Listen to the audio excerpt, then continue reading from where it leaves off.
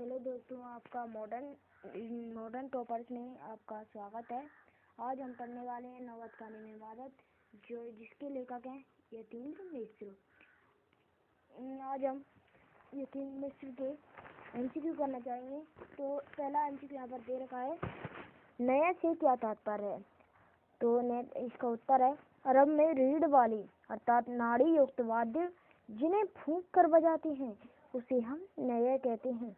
शहनाई को शहने अर्थात सुधीर वाद्यों में शाह की उपाधि दी गई है। शहने मतलब नए के आगे शहर लग रहा है, जिससे ये शाही ने इसका संधि विच्छेद करने पर बनता है। शहनाई का उल्लेख कहाँ कहाँ मिलता है। 16वीं शताब्दी के उत्तरार्ध में तानसेन के द्वारा रची गई बंदिश, जो संगीत राग कल्पद्रुम से प्राप्त होती है, में मुरली, बंसी, श्रृंगी, मूर्छंग आदि के साथ शहनाई का वर्णन आया है। इसके अतिरिक्त अवधी पारंपरिक लोकगीतों एवं चैती में भी शहनाई का उल्लेख बार बार मिलता है। शहनाई की तुलना किससे रची गई है। शिष्य ने शहनाई की तुलना किससे की गई है, वह क्यों। शहनाई की तुलना दक्षिण भारत के मंगल वाद्य यंत्र नागस्वरम से की गई है। नागस्वरम क्योंकि नागस्वरम की भांति शहनाई भी प्रभाती की मंगल ध्वनि की पूरक है। दोनों मंगल ध्वनि की संपूरक है, शहनाई एवं नागस्वरम। बालक अमीरुद्दीन अपनी नाना की राह से उठने का इंतजार क्यों करता था। जब अमीरुद्दीन था, बचपन में अमीरुद्दीन अपने नाना को रियाज करते हुए देखता था और उनके उठने का इंतजार करता था, क्योंकि वे अपनी नाना वाली मीठी शहनाई को ढूंढना चाहता था। अमीरुद्दीन टिकट के लिए पैसों का इंतजाम किस प्रकार करता था। अमीरुद्दीन को फिल्में देखने का बहुत शौक था। उस समय थर्ड क्लास का टिकट 6 पैसे का था। अपने इस शौक को पूरा करने के लिए वह टिकट के पैसों का इंतजाम 2 पैसे मामू से, तो वह 2 पैसे मामा से लेता था, अपने मामा से लेता था, और 2 पैसे मौसी से और 2 पैसे नानी से लेकर कर लेता था। उसको सुलोचना की फिल्में काफ़ी पसंद थी। सुलोचना जो अभिनेत्री थी उस टाइम की। तो अमीरुद्दीन को फिल्में, बालक अमीरुद्दीन किस प्रकार दाद देता था। तो देखो, जब उसके मामू थे वो अली बख्श खां जब शहनाई बजाते थे और सम पर आते थे, मतलब जो खत्म करने वाले थे शहनाई वादन, तब वह जोर से जमीन पर पत्थर मारकर दाद देता था, प्रशंसा करता था।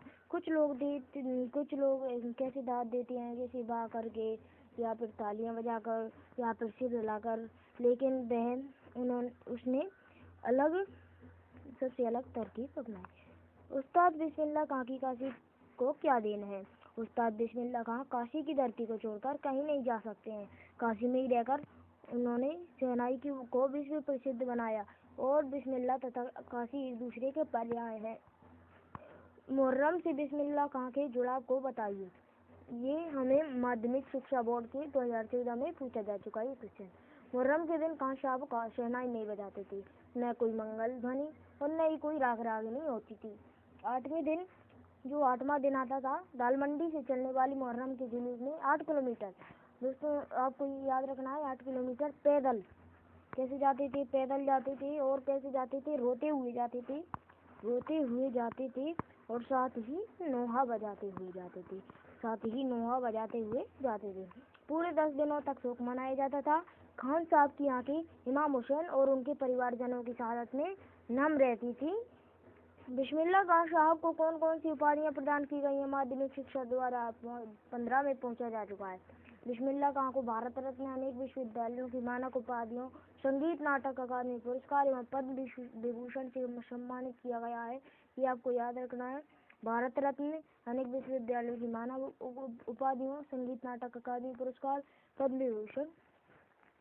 आशय स्पष्ट कीजिए। इसका हमें आशय स्पष्ट करना है, मतलब सिद्ध करना है हम इसका। फटासुर न बख्शे, फटासुर न दे भगवान। लुंगिया का क्या है, आज फटी है तो कल सी जाएगी, यहाँ पर फटी है, ठीक है।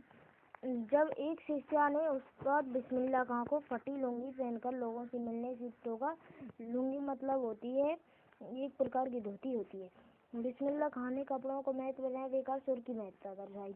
वे खुदा से यही विनती करते थे कि वे उन्हें फटासुर न दे। फटासुर होगा तो संगीत के क्षेत्र में कोई पूछने वाला नहीं है। फटा कपड़ा तो सिल सकता है परंतु फटा सुर नहीं सिल सकता। उनका मानना था कि आज गरीबी है तो कल समृद्धि हो जाएगी, परंतु शहनाई की कला में कमी नहीं आनी चाहिए। बिस्मिल्लाह खां की तुलना कस्तूरी मृग से क्यों की गई है? अपने शहनाई वादन से पूरी दुनिया को मदहोश करने वाले बिस्मिल्लाह खां 80 वर्ष से नमाज अदा करने के बाद सजदे में ईश्वर से एक सुर दान करने की प्रार्थना किया करते थे, क्योंकि उन्हें लगता था कि सातों सुरों को ठीक तरह से लगाना उन्होंने अब तक नहीं सीखा है। प्रस्तुत पाठ में लेखक ने उनकी तुलना कस्तूरी मृग से इसलिए की है क्योंकि वे अपनी नाभि में समाई हुई कस्तूरी की महक से व्याकुल होकर उसे पूरे वन में ढूंढता फिरता है। मजहब के प्रति समर्पित बिस्मिल्लाह खां की श्रद्धा काशी विश्वनाथ के प्रति भी अपार थी। नवत खाने में पाठ के आधार पर इस कथन की पुष्टि कीजिए। बिस्मिल्लाह खां काशी की संस्कृति में रचे बसे थे। अपने मजहब के प्रति अत्यधिक समर्पित उस्ताद बिस्मिल्लाह खां की श्रद्धा काशी विश्वनाथ के प्रति भी उतनी ही थी। वे जब भी काशी से बाहर रहते थे तब विश्वनाथ व बालाजी मंदिर की दिशा की ओर मुंह करके ही शहनाई बैठते थे। यही नहीं, चाहे थोड़ी देर के लिए सही मगर उसी ओर शहनाई का प्याला घुमा दिया जाता था और भीतर की आस्था रीढ़ के माध्यम से बसती थी।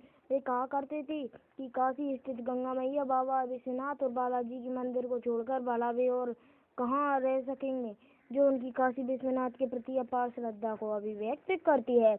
और हमारे नौबत खाने में इबादत के MCQ हो चुके हैं, तो आपसे मिलते हैं अगली वीडियो में।